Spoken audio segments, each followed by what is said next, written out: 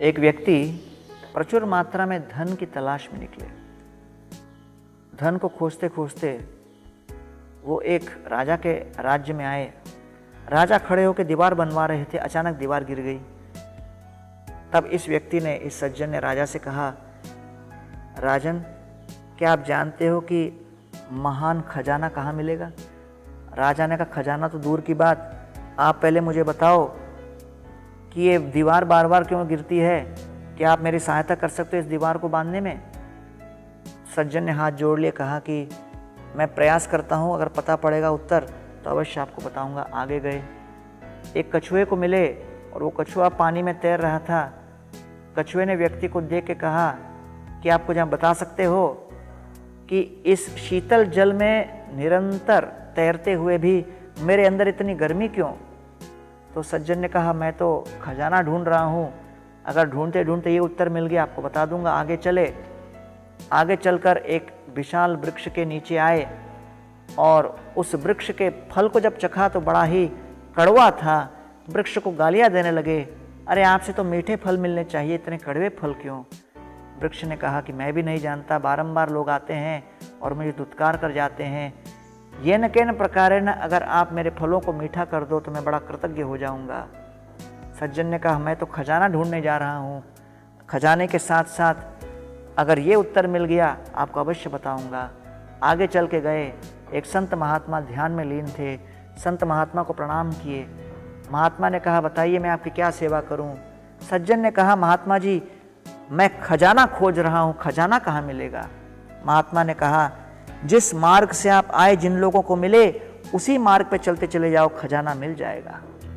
इनकी जिज्ञासा बढ़ी। सज्जन ने कहा, बताइए महात्मा जी, जब राजा इतना विशालकाय दीवार बना रहा था, दीवार बारंबार गिरती क्यों है? शीतल जल में तैरते हुए उस कछुए को इतनी गर्मी और पीड़ा क्यों होती है? और तीसरे, इस वृक्ष के फल इतने कड़वे क्यों हैं? महात्मा ने कहा, देखिए, इन 3 प्रश्नों का उत्तर सरल है। जब राजा अपनी पुत्री का विवाह करेगा, दीवार नहीं गिरेगी। जो उस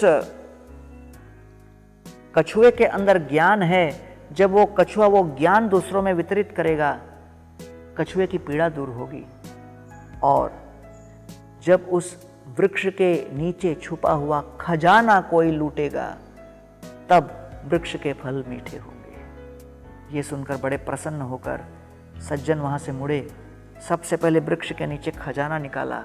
खजाना निकालते ही साथ वृक्ष के सारे फल मीठे हो गए। वृक्ष ने उनको धन्यवाद दिया और बड़े प्रेम से उस खजाने को लेकर निकले।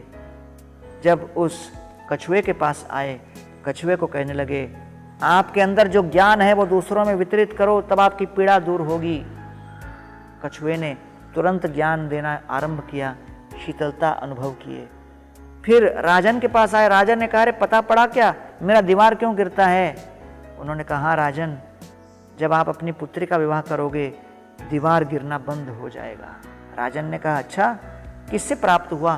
सारा वृत्तांत सुनाया, खजाना दिखाया। राजा की उस सज्जन के ऊपर श्रद्धा बढ़ गई।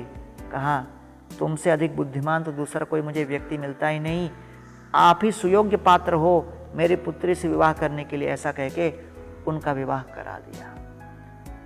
महंत स्वभाव ए तारिते पामर, निज कार्य नहीं तबु या तारा घर। आमानिस तारिते तोमार इह आगमन, परम दयालु तुम्ही पतित पावन।